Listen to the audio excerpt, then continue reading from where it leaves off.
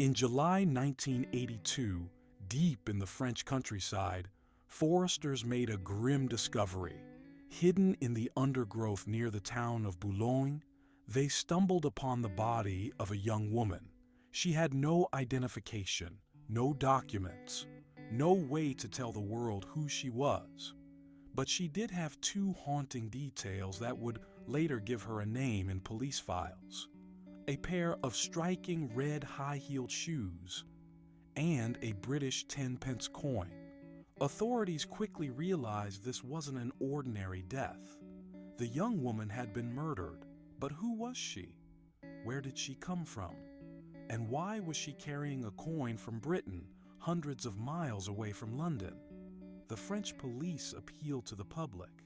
They circulated drawings, photographs of her clothing, forensic reconstructions of her face.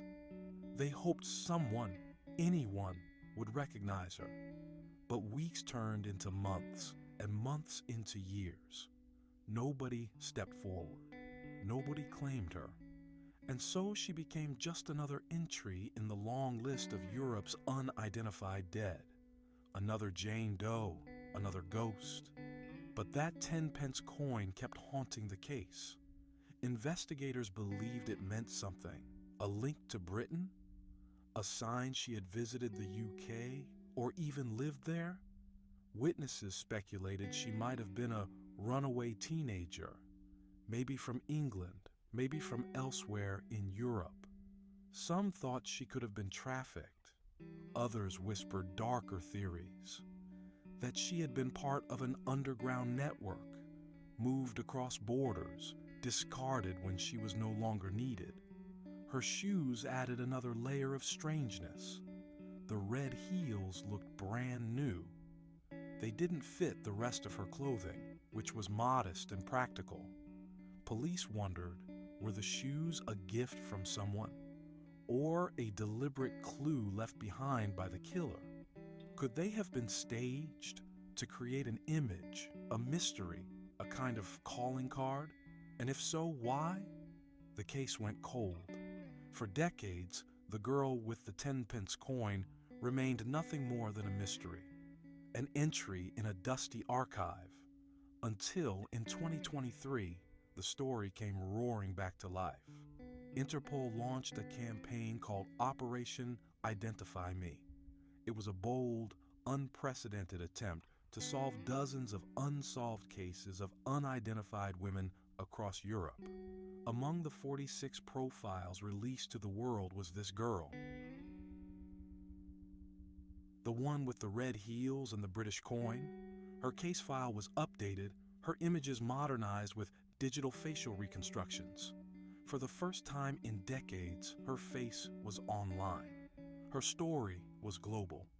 People around the world began to ask the same questions. Who was she? Was she really British? Was she a runaway, a tourist, a victim of organized crime? Could the answers be hidden in the smallest of clues?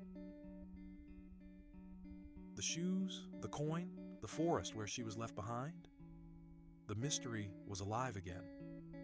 And with new forensic technology, new databases, and new public awareness, some believe that we are closer than ever to finding out her name. But the truth may be darker than anyone imagines.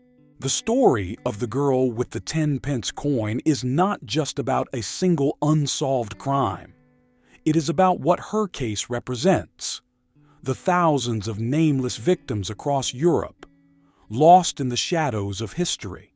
But to understand how haunting this story truly is, we need to unpack the leading theories.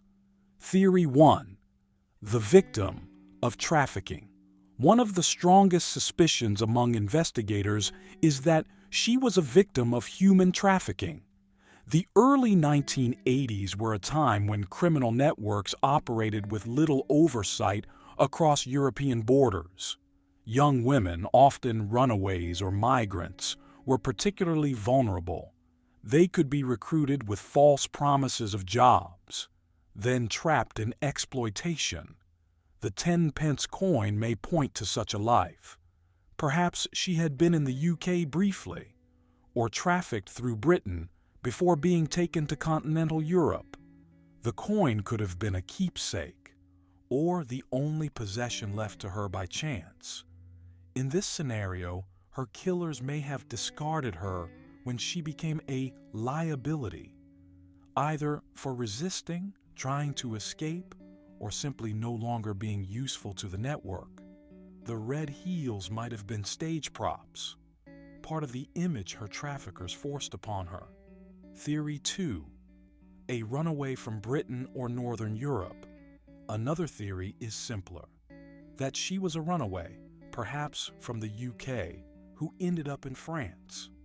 If so, the coin might have been her own, something she carried naturally. Her clothing and age estimates suggested she was between 17 and 25 years old. If this was the case, her family may never have known she crossed into France. Without international cooperation in the 1980s, missing person reports often stayed within national borders. That means she could have been listed as missing in the UK, Germany, or the Netherlands, and French police would never have known. Theory 3. A symbolic killing. But then there is the darkest theory. Some investigators and journalists have pointed out the theatrical nature of her death scene. The red shoes, out of place with the rest of her clothing. The foreign coin, almost like a clue. Could this have been intentional?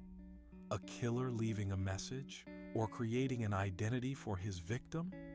This theory suggests that the crime wasn't just about murder, it was about making her into a symbol. Perhaps to taunt investigators? Perhaps to mark his own signature, the way serial killers often do. If this were true, it would mean that the girl with the 10-pence coin was not only a victim, but a message. The forest as a stage. The location itself adds to the mystery. Boulogne in northern France lies just across the English Channel. It is a transit point, ferries, highways, hidden corners where people can vanish without a trace. If she had been moved across Europe, Boulogne could have been her last stop before disappearance. Or was it chosen for another reason? The isolation of a forest ensures silence. No witnesses, no chance of immediate discovery. But the fact that her body was eventually found suggests something else. Maybe the killer wanted her to be discovered. Maybe he wanted the questions to linger. 2023 and the search for justice. With Interpol's Identify Me campaign, the case gained new momentum. The digital age has brought new tools. DNA testing, genealogy searches, facial reconstructions. Cold cases once thought unsolvable are suddenly cracking open. Families of missing women across Europe now scroll through Interpol's website, desperate for a face that matches the one they lost decades ago. Could one of them recognize her? Could one relative's DNA finally put a name to the nameless? Because at the heart of this story is not just a mystery. It is a human being, a daughter, maybe a sister, maybe a friend. A life that ended violently, then disappeared into silence. Why? This case matters for investigators. The girl with the 10-pence coin is more than just a file. She represents hundreds of women whose deaths were never solved, whose families never received answers. She is a symbol of Europe's coldest cases.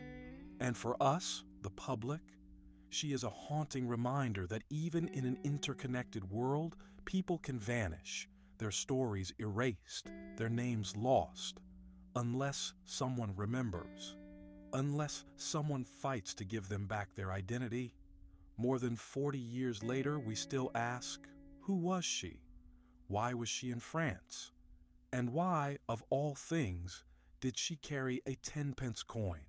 Until the day her name is known, until justice is served, she will remain the girl with the 10-pence coin, a mystery, a warning, and a question that refuses to die.